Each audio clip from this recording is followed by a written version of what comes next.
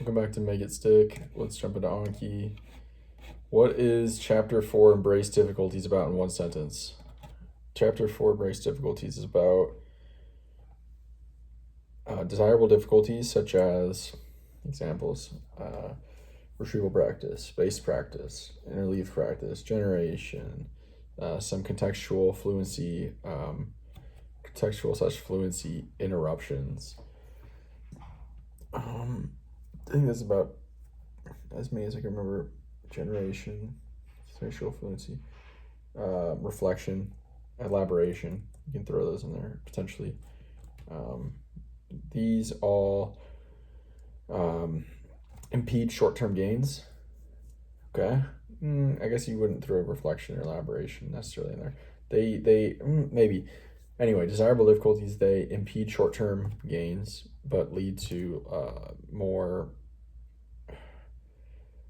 long-term retention and understanding and deeper learning, largely through increased cognitive effort. Desirable difficulties, testing, retrieval, spacing, interleaving, varying, okay, generation, some contextual/fluency interruptions, got it, are learning techniques that lead to short-term impediments, but to progress, but deeper, longer lasting learning with more learning transfer due largely to increased cognitive effort. See, the thing that I forgot last time was more learning transfer, but we're going to say good because I said better learning, so that kind of implies that. What are the 7 sections of Chapter 7 Increase Your Abilities?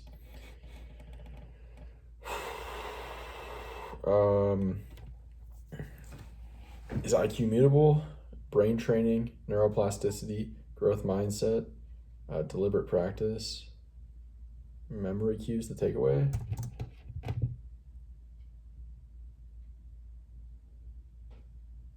I mean, I didn't get the first order of the first 3 right, but I got everything right, so wow. What core belief drives long-term skill growth, and how does it reshape behavior and brain structure? The belief that one's intelligence and abilities can be developed through one's own effort, strategy, and guidance from others. How does it reshape behavior? It leads to more persistence. It leads to putting forth more effort and trying.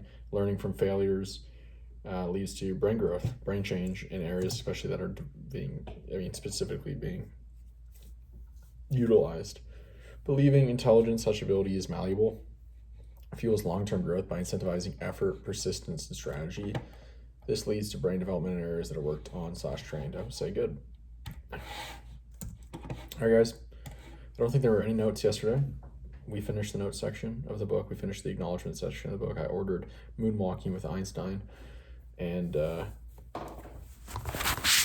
it's time to do Chapter 8 Anki, ChatGPT quiz. So here we go.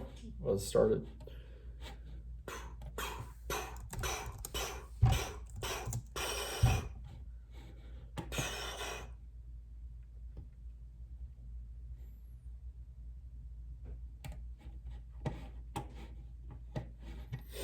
All right, so we're gonna take this. Hello, I just completed reading Chapter 7 from Make It Stick, Increase Your Abilities. Let's do an exam over the chapter to test my knowledge, reinforce learning, and discover any weaknesses. And it's begun. The final chapter Anki test, or ChatGPT test. Here we go. Let's rename that to Chapter 8. Make it stick. Perfect. Let's run. Oh, shoot. Actually, delete this. I wasn't in the learning system. Copy. Will it work?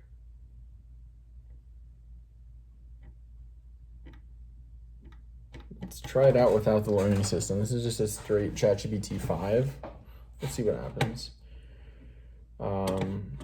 So I'm going to say one question at a time. So I'll make short answer, multiple choice, and application questions so you can get tested on recall, conceptual understanding, transfer. Don't worry about perfection.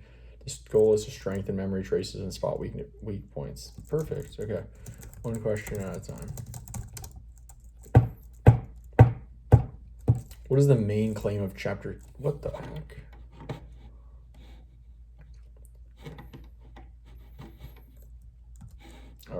I didn't do this. Delete this. Here we go. New chat. Chapter 8 from Make It Stick. Make it stick. All right, there we go. Now it has begun. Perfect. Let's do an exam on chapter 8, Make It Stick. We'll do one question at a time in short answer format so you can actively retrieve. I'll adapt the difficulty as we go and highlight weaknesses. Question 1. Chapter 8 talks about illusions of knowing. What is one of the biggest illusions learners fall into?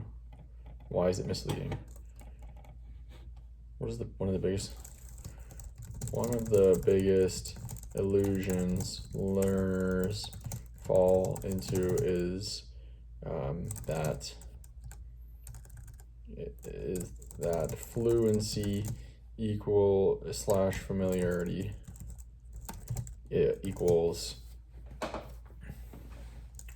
mastery. It's misleading because the most intuitive learning techniques / strategies, rereading, reviewing notes, and master practice feel like lead to this feeling of familiarity, feeling of these feelings of fluency / familiarity lead to these feelings, and so they mistake the feeling for mastery.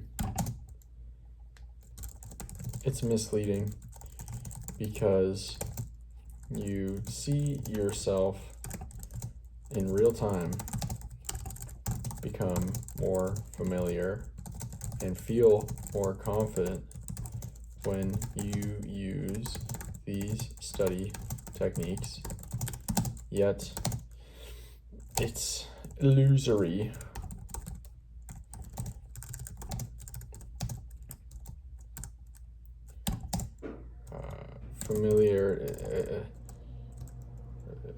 What actually leads to a better understanding of one's knowledge / competence are tests which actually lead to the most learning via retrieval, though it's hard to see progress with retrieval in the immediate term.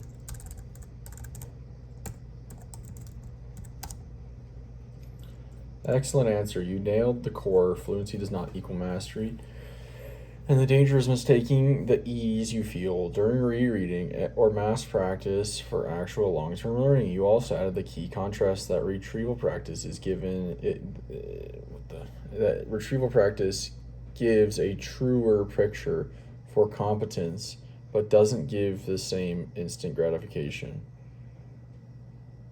That shows strong synthesis. All right, let me turn this on to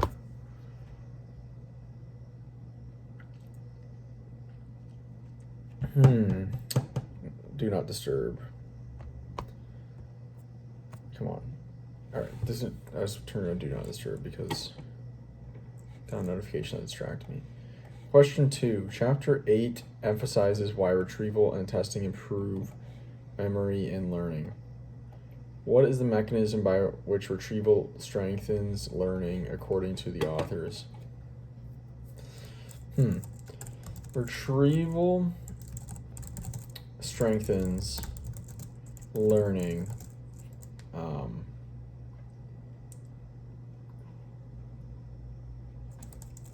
because the through the act of pulling information, through the act of stimulating neural circuits and pulling, they're learning through the stimulation, the effortful stimulation of neural circuits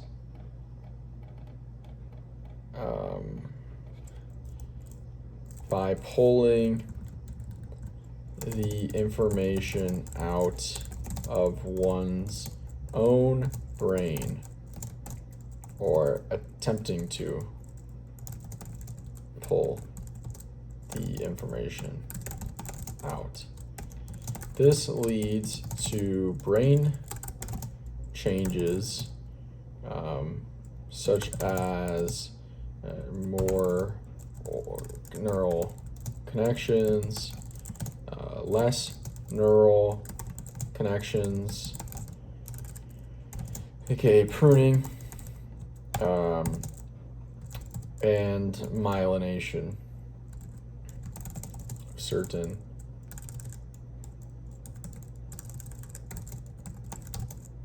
neurons. Retrieval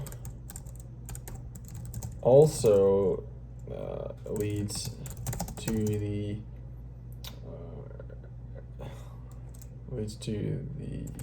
to seeing how much you actually know and don't know, which allows you to later focus on the things you don't know.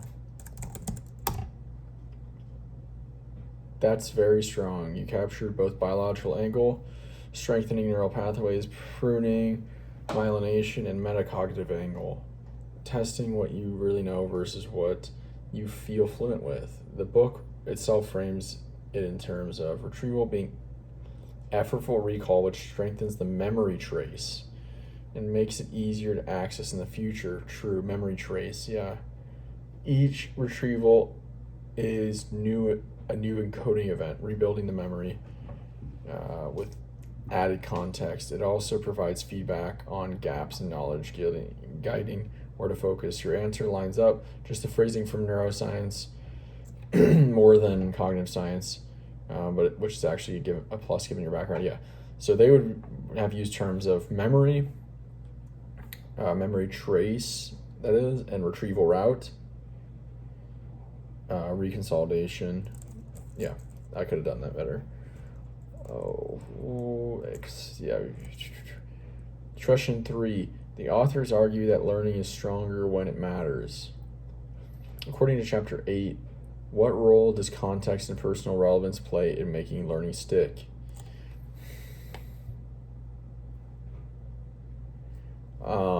Essentially, I don't know what the authors, I don't remember authors talking about this, but I remember somewhere that if one connects the information to one's life, giving it personal meaning, it leads to more attention and effort and persistence in learning and improving on the information. Exactly right. You hit the main point. Personal relevance deepens encoding because it drives more attention, effort, and persistence. The book adds a couple layers worth noting. Context and relevance create more retrieval cues. Okay. Your brain links the new knowledge to existing networks, making the recall easier later. If you can see how it matters to your goals or problems, you're more likely to keep revisiting and practicing it, which multiplies learning. Teaching others or applying it in real settings is one of the strongest ways to make it stick. Okay, so yeah, you're connecting it to more information that you already know, learned, like your own personal context, makes it better learning overall. Question 4. Chapter 8 closes with a critique on education systems. What is the mismatch between how schools teachers often teach and what science shows about effective learning? I'm not sure it critiques so much as a good. I'm not sure it so much critiques rather than offers a new way forward for learning in schools. Schools often overemphasize massed practice, rereading, and contact hours. A path forward would be integrating. A path forward is to improve learning in schools is by adding more structure, aka more active participation and retrieval, and as well as incorporating the effective learning techniques highlighted throughout this book: retrieval, spacing, interleaving,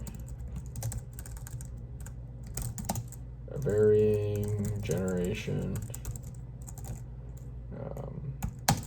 reflection, elaboration.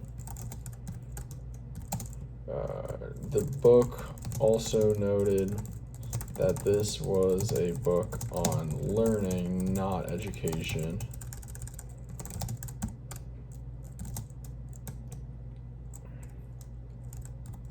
Education is more about philosophical questions like, are we teaching the right things, and how do we measure success? This book, on the other hand, was much more practical in that it teaches you how to learn, not what to learn. That's a really thoughtful and nuanced answer. You're right. Chapter 8 doesn't attack schools outright, but it does point to a mismatch. Typical teaching practices emphasize lectures, rereading drills, and cramming, methods that give students the feeling of learning but don't build durable mastery. Research-backed practices, retrieval, spacing, interleaving, generation, reflection, elaboration, varied practice, are underused even though they actually strengthen learning. And you're spot on. The book distinguishes learning science, how we learn best, from education, what we should teach, how to structure curricula, etc. The distinction is one of the biggest meta insights of Chapter 8, and you caught it. You're doing extremely well so far. You're not just recalling, but synthesizing. Want me to push it to harder applied questions next, where I'll give you a scenario and you decide what the book would advise, or keep testing the core recall questions? Once we get the core done, if we haven't done it already, let's do multiple choice, then applied questions.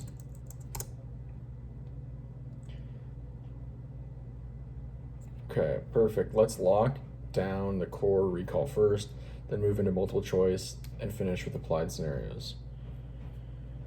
Okay, man, it's hot in here. We've covered illusions of knowing, fluency does not equal mastery, Mechanism of retrieval, effortful recall, strengthens memory traces plus feedback. Relevance and context in learning, education mismatch. That's essentially the core pillars of Chapter 8. Not really. Let's do a quick final recall check to close the core set. Core recall wrap up question 5. According to Chapter 8, why do people resist using the strategies that actually work? Retrieval, spacing, interleaving. There are two main reasons. There are two main reasons why people often resist using the strategies that actually work. First, they're difficult and don't feel as easy as mass practice and rereading and rewatching lecture and reviewing notes. That's kind of the point. Second, they don't actually know or believe that the science points to these techniques and not their intuitive approach to learning. The students who are the most poor at learning tend to be the ones who believe in their approach and understanding of learning the most. Dunning-Kruger effect. And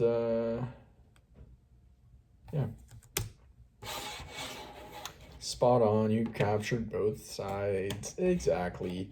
Effort feels wrong. The effective methods, retrieval, spacing, interleaving, feels slower, harder, and less productive in the short run. Learners equate ease with progress, so they avoid struggle, ignorance, or disbelief. Many people don't know the science, or when told, they don't believe it because their intuition and short-term gains from rereading tell them otherwise. And yes, the book does note that weaker students are often more confident in their ineffective methods. That closes out the core recall. You nailed the fundamentals. Next step, multiple choice round. I'll give you one multiple choice question at a time. Question 1. Which of the following best explains why retrieval practice leads to stronger learning? Retrieval provides additional exposure to material, increasing fluency. Wrong. Retrieval strengthens the memory trace and makes the knowledge more accessible in the future. I like that. Retrieval eliminates the need for spacing or leaving. No. Retrieval is less. Okay, it's B. Correct. B is exactly right. Retrieval is a new encoding event that strengthens the memory trace and improves later access. A is wrong because retrieval isn't just exposure. It's reconstructing from memory, not re-seeing. C is wrong because retrieval complements spacing / interleaving. It doesn't replace them. D is the opposite of reality. Retrieval feels harder than rereading. Question 2. Which of these is an example of the illusion of mastery discussed in Chapter 8? A student rereads their notes until they feel like they know the material. I think that's pretty good. What's B? A student self-tests with flashcards and finds gaps in knowledge. No. That's not illusion of mastery. A student spaces practice over multiple weeks to build long-term retention. No. A student teaches the concepts to appear using their own words. No. It's A. Correct again. Rereading until it feels mastered is the classic illusion of mastery. Fluency mistakes for durable learning. B, D, and C are all examples of effective learning practices that break through the illusion. Question 3. According to Chapter 8, which of the following is the main reason effective strategies are resisted? They require more effort and don't feel as productive. That's right there. It's good. They guarantee lower test scores in the short term. No. They are only effective for highly intelligent students. No, they are more expensive and require technology. No, I would say.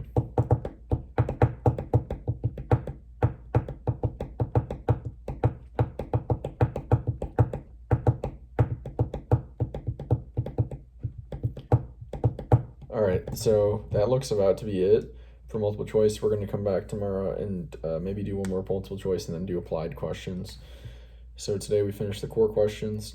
We're about done with the multiple choice, and yeah, so another day or two probably of chapter 8, and then go from there. So talk to you tomorrow. See ya.